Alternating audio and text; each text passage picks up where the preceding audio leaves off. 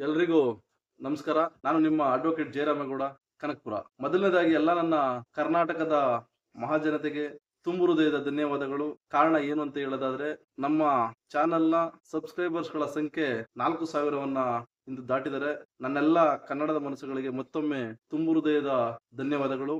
ತಾವು ಪ್ರಥಮ ಬಾರಿಗೆ ನಮ್ಮ ಚಾನೆಲ್‌ನ ವೀಕ್ಷಣೆ ಮಾಡ್ತಾ ಇದ್ರೆ ಈಗಲೇ ನಮ್ಮ ಚಾನೆಲ್‌ಗೆ ಸಬ್ಸ್ಕ್ರೈಬ್ ಆಗಿ, ಈ ವಿಡಿಯೋನ ಕೊನೆವರೆಗೂ ನೋಡಿ ಅಂತ ಹೇಳ್ತಾ ಇಂದಿನ ಸಂಚಿಕೆಯನ್ನ ಪ್ರಾರಂಭ ಮಾಡ್ತಾ ಇದ್ದೀನಿ. ಇವತ್ತು ತಮ್ಮ ಮುಂದೆ ಪ್ರಸ್ತಾಪ ಮಾಡ್ತಿರುವಂತ ವಿಷಯ ಯಾವುದು ಅಂತ ಹೇಳೋದಾದ್ರೆ, ಏನು ತಂದೆಯು ಆಸ್ತಿಯ ಮೇಲೆ ಮಾಡಿದ ಸಾಲವನ್ನ ತಂದೆ ಮೃತಪಟ್ಟ ನಂತರ ಆತನ ಮಕ್ಕಳು ಆ ಸಾಲವನ್ನ ತೀರಿಸಬೇಕಾ, ಇಲ್ಲ ಆ ಸಾಲವನ್ನ ತೀರಿಸಬಾರ್ದಾ ಅನ್ನೋ ವಿಚಾರವಾಗಿ ತಮಗೆ ತಿಳಿಸ್ತಾ ಇದ್ದೀನಿ.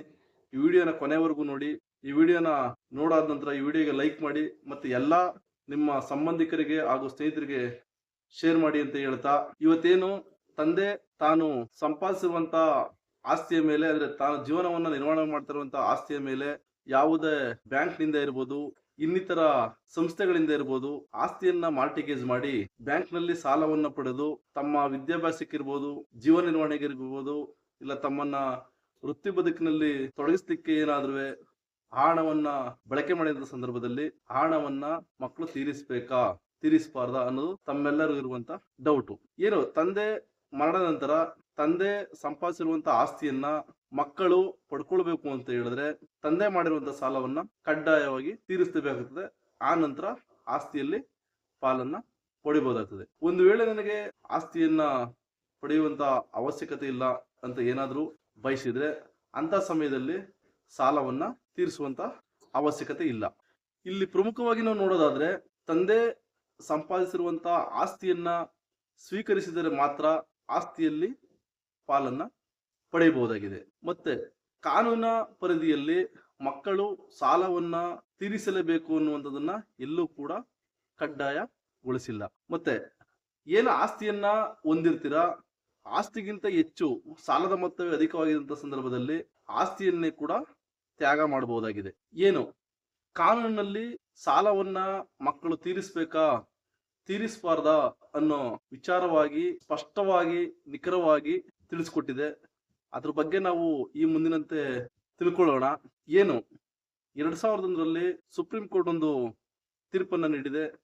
ಮಕ್ಕಳು ಸಾಲವನ್ನ ತೀರಿಸುವಂತ ಭಾವನೆ ಬರುವುದಿಲ್ಲ ಅಂತ. ಅಂದ್ರೆ ಮಕ್ಕಳು ತಂದೆಯು ಸಂಪಾದಿಸಿರುವಂತ ಆಸ್ತಿಯಲ್ಲಿ ಪಾಲನ್ನ ಪಡೆಯದಿದ್ರೆ ಅಂತ ಸಮಯದಲ್ಲಿ ಸಾಲವನ್ನು ತೀರಿಸುವಂತ ಅವಶ್ಯಕತೆ ಇಲ್ಲ. ಒಂದು ವೇಳೆ ಆಸ್ತಿಯಲ್ಲಿ ಪಾಲನ್ನ ಪಡೆದಂತ ಸಂದರ್ಭದಲ್ಲಿ ಅಂತಹ ಮಕ್ಕಳು ಸಾಲವನ್ನ ಕಡ್ಡಾಯವಾಗಿ ಮರುಪಾವತಿ ಮಾಡಲೇಬೇಕಾಗ್ತದೆ. ಉದಾಹರಣೆಗೆ ನಾವು ಇದ್ರ ಬಗ್ಗೆ ತಿಳ್ಕೊಳ್ಳೋದಾದ್ರೆ, ಒಬ್ಬ ತಂದೆ ಒಂದು ಆಸ್ತಿಯನ್ನ ಸಂಪಾದಿಸುವ ಸಂದರ್ಭದಲ್ಲಿ ಆ ಆಸ್ತಿಗೆ ಸಂಬಂಧಿಸಿದಂತೆ ಸಾಲವನ್ನ ಬ್ಯಾಂಕ್ನಿಂದ ಪಡೆದುಕೊಂಡು ಆ ಆಸ್ತಿಯನ್ನ ಮಾರ್ಟಿಗೇಜ್ ಮಾಡಿದಂತ ಸಂದರ್ಭದಲ್ಲಿ ಅಂತಹ ಆಸ್ತಿಯನ್ನ ಮಕ್ಕಳು ಸ್ವೀಕರಿಸಿದರೆ ಕಡ್ಡಾಯವಾಗಿ ಸಾಲವನ್ನ ತೀರಿಸಬೇಕಾಗ್ತದೆ.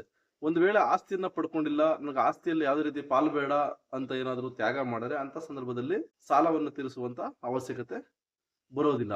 ಇನ್ನೊಂದೆಡೆ ಮಕ್ಕಳು ಆಸ್ತಿಯನ್ನ ಸ್ವೀಕರಿಸಿ ಆಸ್ತಿಗಿಂತ ಹೆಚ್ಚು ಸಾಲ ಏನಾದ್ರೂ ಇದ್ದಂತ ಸಂದರ್ಭದಲ್ಲಿ ಆ ಆಸ್ತಿಯನ್ನ ತ್ಯಾಗ ಮಾಡಿ ಏನು ಕಾನೂನಿನ ಮೂಲಕ ಏನು ಮಕ್ಕಳು ಸಾಲದಿಂದ ಮುಕ್ತರಾಗಬಹುದಾಗಿದೆ, ಅಂದ್ರೆ ಸಾಲದಿಂದ ತಪ್ಪಿಸ್ಕೋಬಹುದಾಗಿದೆ.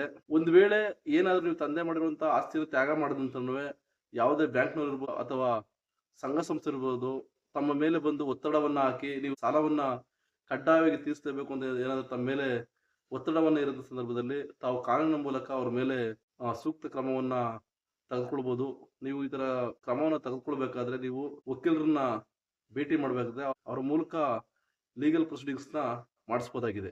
ಒಟ್ಟಾರೆಯಾಗಿ ನಾವು ಹೇಳೋದಾದ್ರೆ, ಅಂದ್ರೆ ಒಟ್ಟಾರೆ ಸಾರಾಂಶ ಏನು ಅಂತ ಹೇಳೋದಾದ್ರೆ, ಏನು ತಂದೆ ಸಂಪಾದಿಸಿರುವಂತಹ ಆಸ್ತಿಗೋಸ್ಕರ ಬ್ಯಾಂಕ್ ನಲ್ಲಿ ಸಾಲವನ್ನ ಮಾಡಿದ್ದು, ಬ್ಯಾಂಕ್ಗೆ ಆಸ್ತಿಯನ್ನ ಮಾರ್ಟಿಗೇಜ್ ಮಾಡಿದ ಸಂದರ್ಭದಲ್ಲಿ ಆತನ ಮಕ್ಕಳು ಆಸ್ತಿಯಲ್ಲಿ ಪಾಲನ್ನ ಕೇಳಬೇಕಾದ್ರೆ ಆ ತಂದೆ ಮಾಡಿರುವಂತ ಸಾಲವನ್ನ ತೀರಿಸಬೇಕಾಗುತ್ತದೆ. ಒಂದು ವೇಳೆ ನಾವು ಸಾಲವನ್ನ ತೀರಿಸೋದಿಲ್ಲ ಅಂತ ಏನಾದ್ರೂ ಬಯಸಿದ್ರೆ ಮಕ್ಕಳು, ಅಂತ ಸಮಯದಲ್ಲಿ ಏನು ಮಾರ್ಟಿಗೇಜ್ ಆಗಿರುವಂತ ಆಸ್ತಿಯನ್ನ ಬ್ಯಾಂಕ್ನವರು ಮುಟ್ಕೋಲು ಹಾಕೊಳ್ತಾರೆ. ಮತ್ತೆ ಅವ್ರ ಸಾಲಕ್ಕೆ ಅದನ್ನ ವಜಾ ಮಾಡ್ಕೊಳ್ಳುವಂತ ಸಮಯ ಒದಗಿ ಬರ್ತದೆ. ಈಗೇನು ನಾನು ಹೇಳಿದೆ, ಈ ವಿಚಾರ ತಮ್ಮೆಲ್ಲರೂ ಕೂಡ ಇಷ್ಟ ಆಗಿದೆ, ತಮ್ಮೆಲ್ಲರೂ ಕೂಡ ಅರ್ಥ ಆಗಿದೆ ಅಂತ ನಾನಾದ್ರೂ ಭಾವಿಸಿದ್ದೀನಿ. ಈಗೇನು 4,000 ಜನ ಸಬ್ಸ್ಕ್ರೈಬರ್ಸ್ ಆಗಿದ್ದಾರೆ, ಅದ್ರ ಜೊತೆಗೆ ನೀವು ಕೂಡ ಸೇರ್ಪಡೆ ಆಗ್ಬೇಕು. ಅಂತ ಹೇಳ್ತಾ ಈ ವಿಡಿಯೋಗೆ ಹೀಗೆ ಲೈಕ್ ಮಾಡಿ, ಈ ವಿಡಿಯೋನ ಶೇರ್ ಮಾಡಿ ಅಂತ ಹೇಳ್ತಾ ಇಂದಿನ ಸಂಚಿಕೆಯನ್ನ ಮುಕ್ತಾಯ ಮಾಡ್ತಿದ್ದೀನಿ. ಮುಂದಿನ ಸಂಚಿಕೆಯಲ್ಲಿ ತಮ್ಮ ಮುಂದೆ ಹೊಸ ವಿಚಾರದೊಂದಿಗೆ ಬರ್ತೀನಿ ಅಂತ ಹೇಳ್ತಾ ಇದ್ದೀನಿ. ಎಲ್ರಿಗೂ ನಮಸ್ಕಾರ.